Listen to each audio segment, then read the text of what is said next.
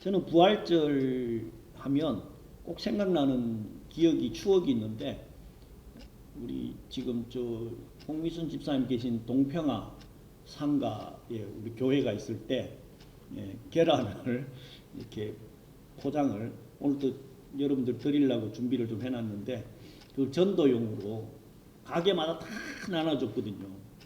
그랬더니 1층에 어디 그 쏘고 파는 데였는데 부자지간에 있더라고. 부활절 계란입니다. 부활절 계란입니다. 하고 이렇게 나눠줬더니 제가 조금 지나가니까 그 아버지가 야 부활절이 어디 있는 절이냐? 야, 그 한 70 가까이 되셨던 것 같은데 평생 부활절이라는 단어 자체를 안 들어보셨나 봐. 관심도 없었겠죠. 예. 세상에 부활절 계란을 나누어줬더니 부활절이란 절이 어딨냐고 그렇게 질문하는 분이 계셨는데 부활절 되면 또 생각나는 것이 세상 사람들이 뭐 성경 전부 다 안 믿지만 특별히 안 믿는 내용 중에 제일 안 믿는 게 뭘까? 뭐겠어요? 예수님께서 죽었다가 3일 만에 살아났다는 거 이거는 너무너무 안 믿는 것 같아요. 뭐 성경 전체를 다 안 믿지만 자기들 생각에는 그거는 도저히 불가능하다. 왜? 한 번도 그런 역사가 없었으니까. 그에 비해서 성탄절은 아까도 말씀드렸지만 하도 연말에 그냥 축제를 전 세계적으로 하니까 아 예수님께서 이 땅에 탄생은 하셨구나 오셨구나 인간적인 측면에서 믿음은 있지만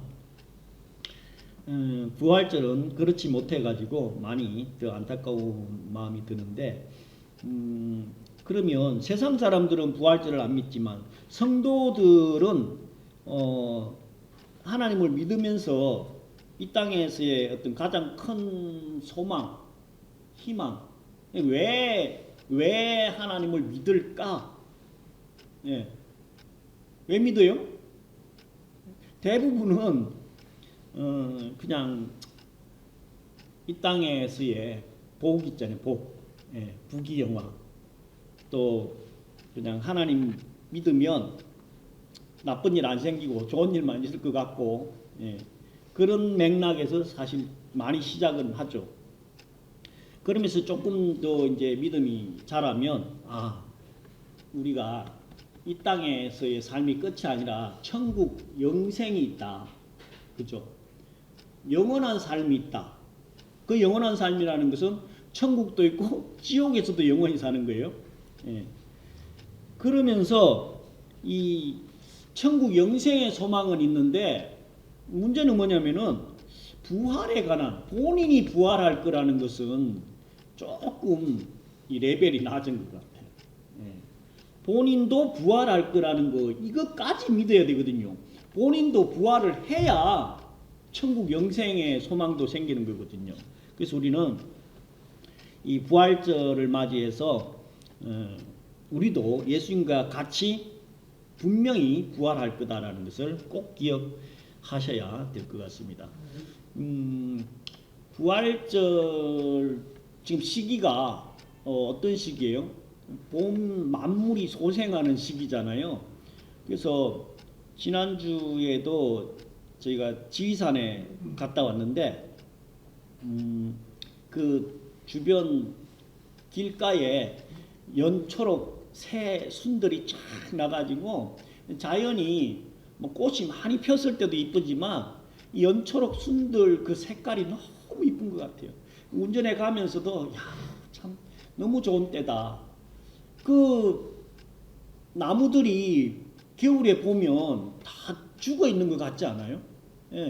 근데 저기서 무슨 저렇게 이 순이 나올까? 그걸 뚫고 그래서 이 봄이 되면 살아나는 거, 부활하는 느낌을 확 가질 수 있어가지고 예수님께서는 부활을 하셔도 어떻게 이 때와 시기를 너무 잘 맞추지 않았나 하는 생각을 꼭 하게 돼요. 삭막한 겨울에 부활절이 있었으면 어떤 느낌이었을까? 조금 느낌이 이상할 것 같긴 해요.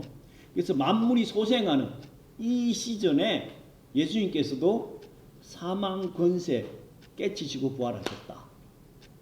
근데 대부분 우리가 사망 권세 깨치셨다라고 교회 목사님들이 많이 말씀을 하는데, 그럼 사망에 관한 권한이 사단한테 있나?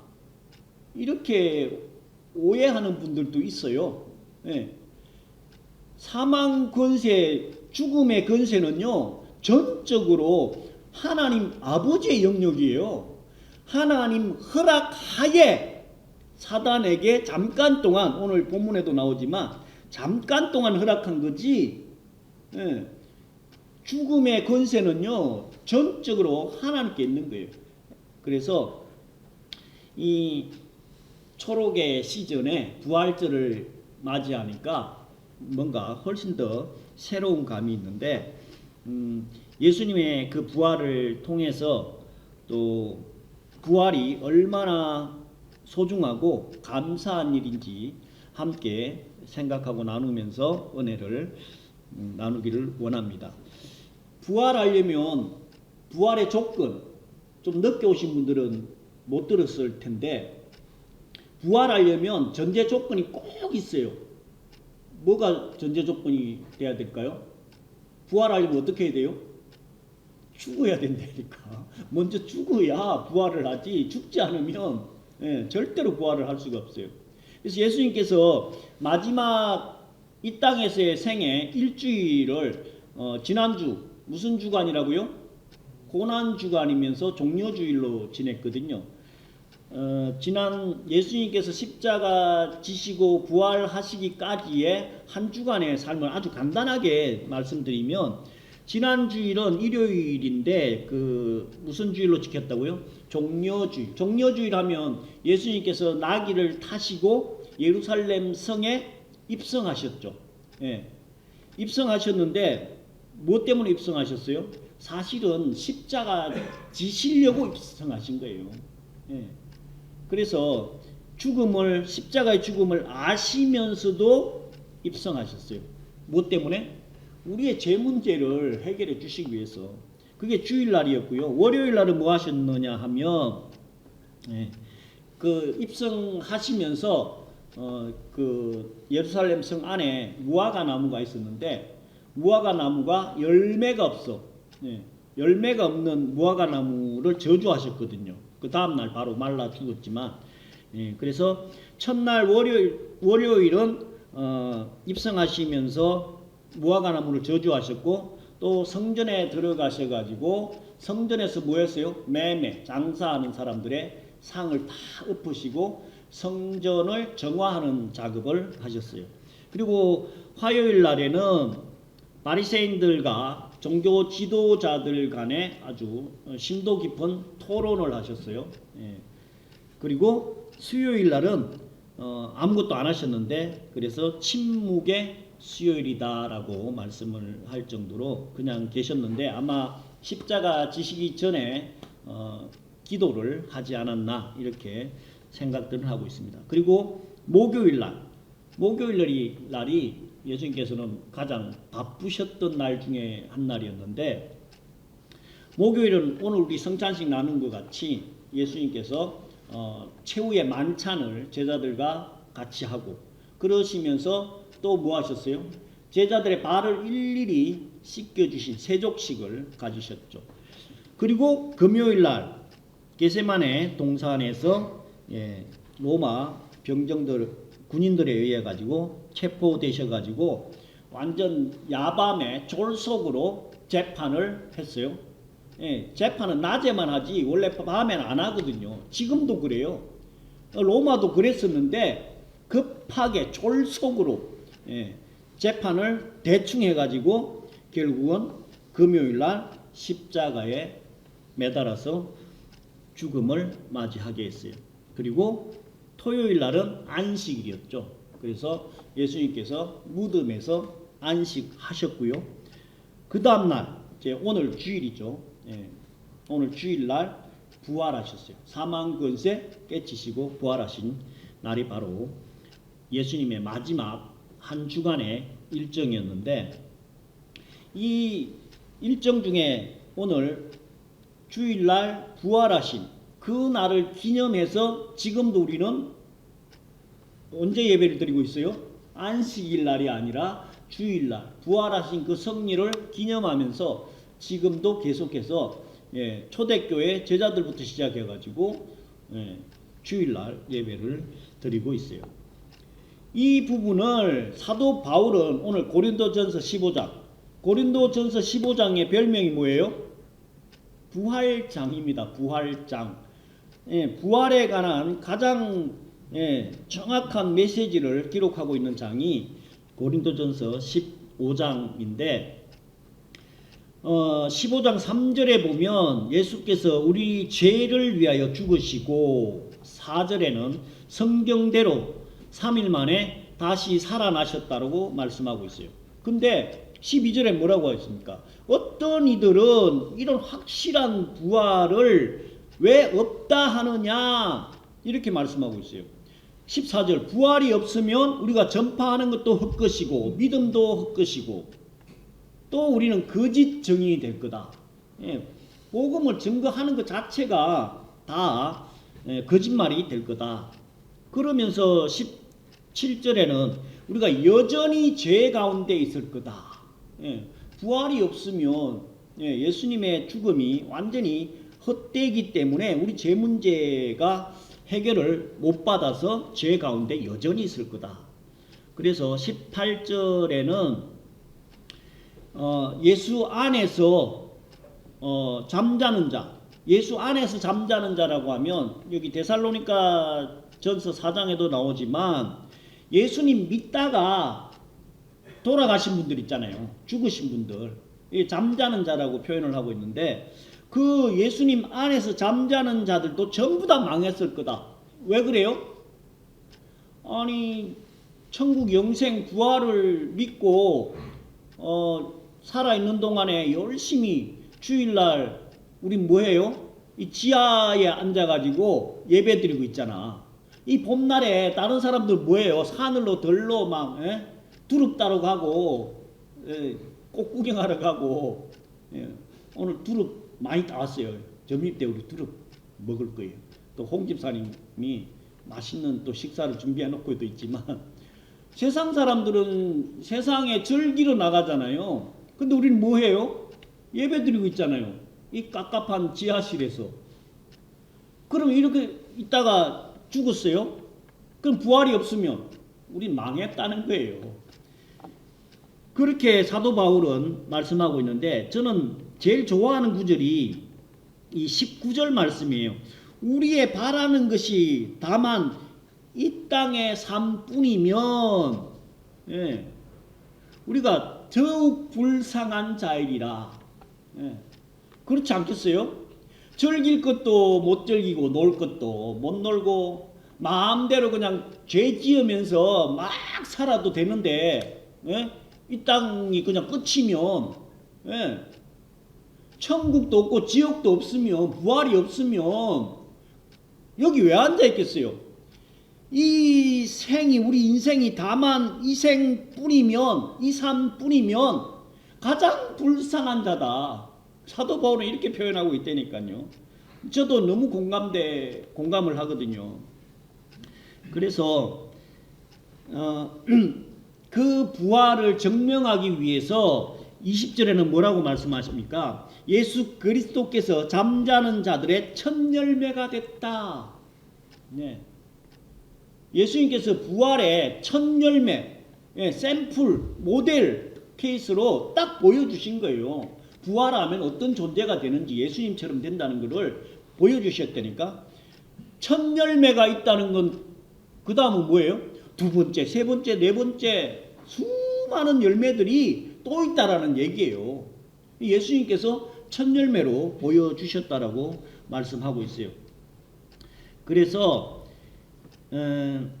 부활의 순서에 관해서 23절, 24절 이렇게 말씀하고 있는데 24절에는 그 후에는 나중이니 저가 예수 그리스도를 모든 정사 권세를 가운데에 능력으로 사단을 멸하시고 나라를 하나님 앞에 바칠 때에 라고 말씀하고 있거든요. 제가 24절을 다시 한번 읽어봐 드릴게요.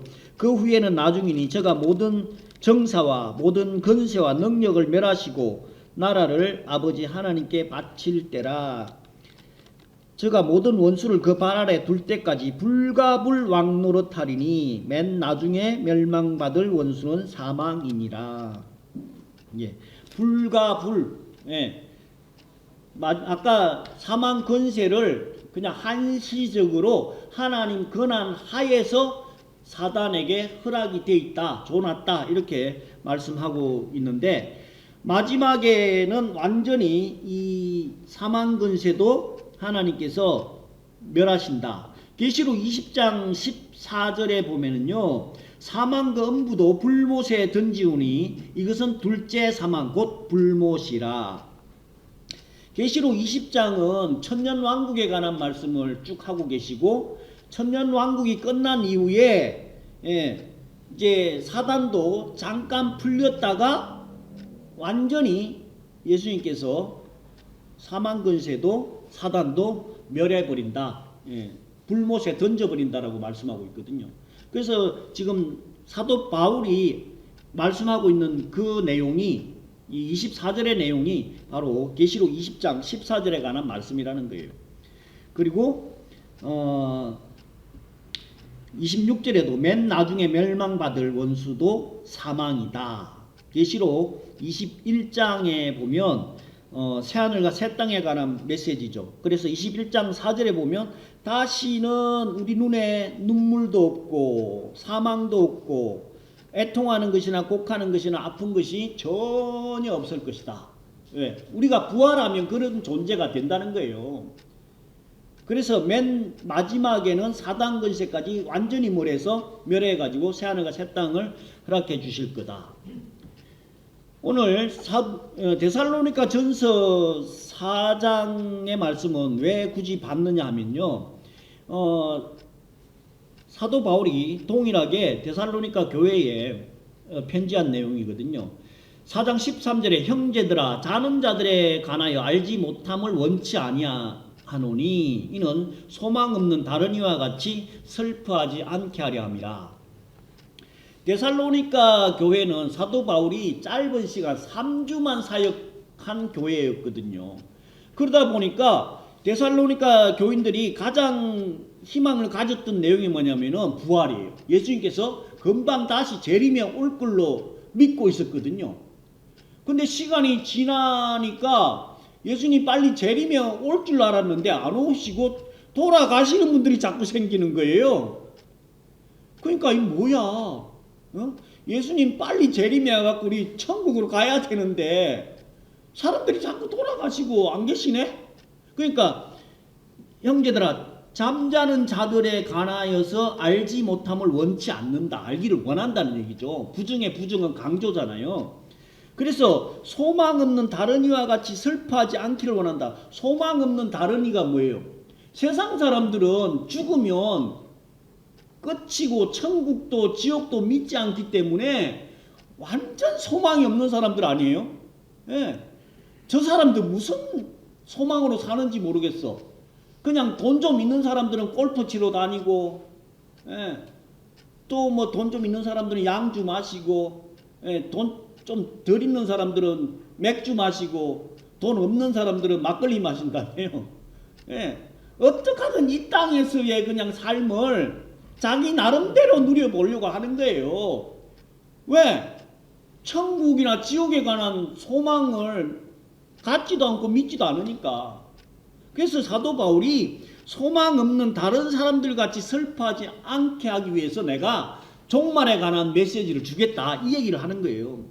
그래서 14절에 보면 예수 안에서 잠자는 자들은 하나님과 함께 다시 오실 거다.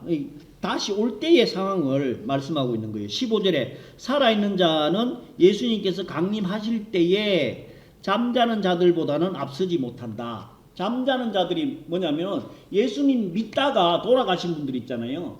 이분들이 먼저 부활한다는 거예요. 예. 먼저 부활하고 그때 16절에 주께서 천사장의 호령과 나팔 소리가 나면 죽은 자들이 먼저 일어나고 그 후에 살아남은 자, 죽지 않고 예수님의 재림을 보는 사람들이 살아남은 자들이거든요. 이 살아남은 자들은 어떻게 한다고요? 공중에서 영접하여 항상 주와 함께 있을 거다. 이 말을 한 단어로 뭐라 그래요? 휴거라 그러죠. 휴거.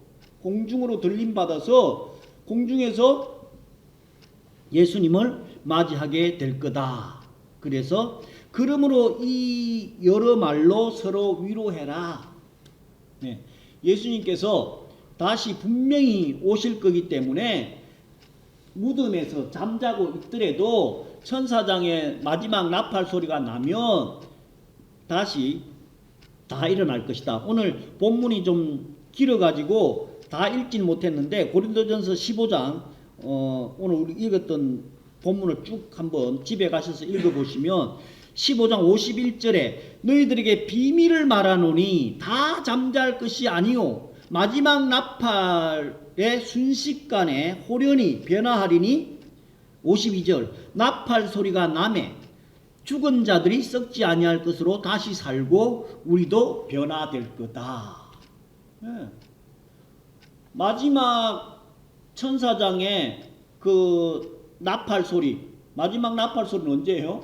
예수님 재림할 때인데 요한계시록에 보면 재앙이 몇 가지 있다고요? 인재앙, 나팔재앙, 대접재앙이잖아요. 그 나팔재앙 마지막 7번째 나팔이 불릴 때에 우리는 호련히 전부 다 부활한다는 거예요.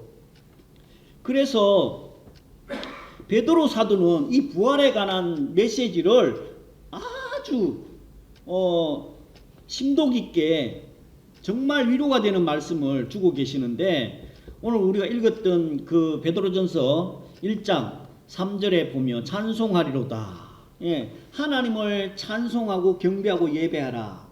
우리 주 예수 그리스도의 아버지 하나님을 찬송하리로다. 왜 찬송을 해야 되느냐 이 얘기예요. 그 많으신 긍휼로 예수 그리스도를 죽은 자 가운데서 부활하게 하심으로 말미암아 우리를 거듭나게 하사 산 소망이 있게 하시며 산 소망이래요. 죽은 소망도 아니고 베드로 사도가 그 뒤에 이제 나오지만 이 예수 그리스도의 부활 그것이 우리도 부활할 것을 믿고 그 소망으로 살아가라는 거예요. 그래서 4절에 보면 썩지 않고 더럽지 않고 새하지 아니하는 유업을 있게 하시나니 곧 너희를 위하여 하늘에 간직하신 것이라.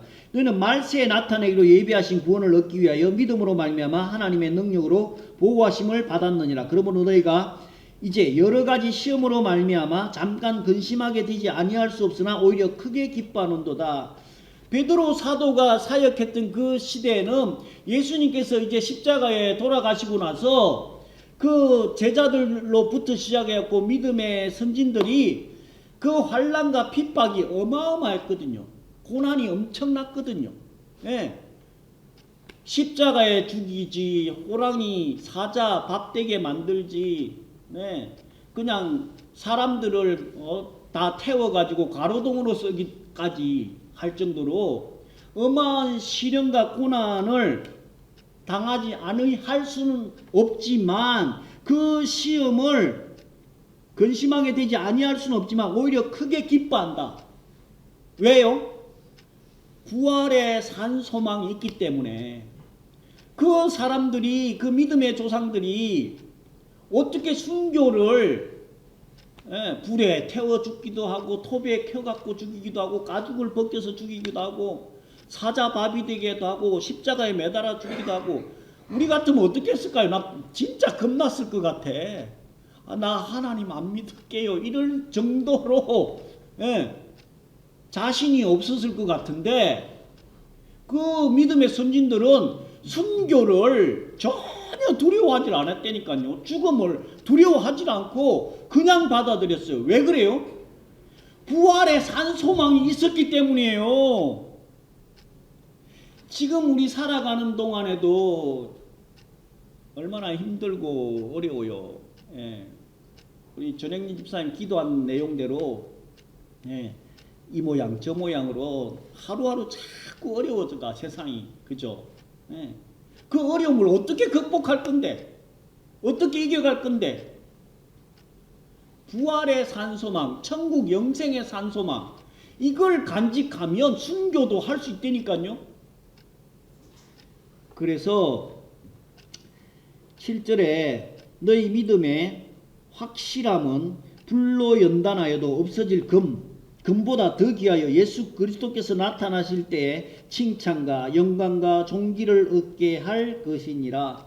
예수님께서 재림에 오실 그때에 우리는 칭찬과 영광과 존귀를 받는 존재가 되니까 그 산소망을 가지고 이 어려운 세대를 넉넉히 이기고 순교를 각오하면서까지 죄의 사단의 유혹과 미혹을 뿌리치면서 하루하루 승리하는 저와 여러분 되시기를 예수 그리스도 이름으로 간절히 축원드립니다.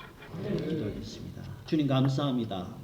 희망도 소망도 없는 저희들에게 아버지 하나님께서 부활의 소망을 첫 열매로 보여주시사 저희들에게 베드로 사도를 통하여 또한 사도 바울을 통하여서 아버지 이 귀한 생명의 말씀, 희망적인 말씀, 부활의 산소망을 갖게 하여 주심에 감사를 드립니다. 여기 머리 숙인 하나님의 귀한 자녀들 세상 살아가는 동안에 어떠한 환난과 역경 가운데서도 부활의 소망을 갖고 끝까지 승리하고 아버지 하나님 앞에 칭찬과 영광과 존귀를 받는 귀한 하나님의 자녀들 되게 하여 주시옵기를 간절히 바라고 원하오며 우리 주 예수 그리스도로 감사하며 기도를 옵나이다.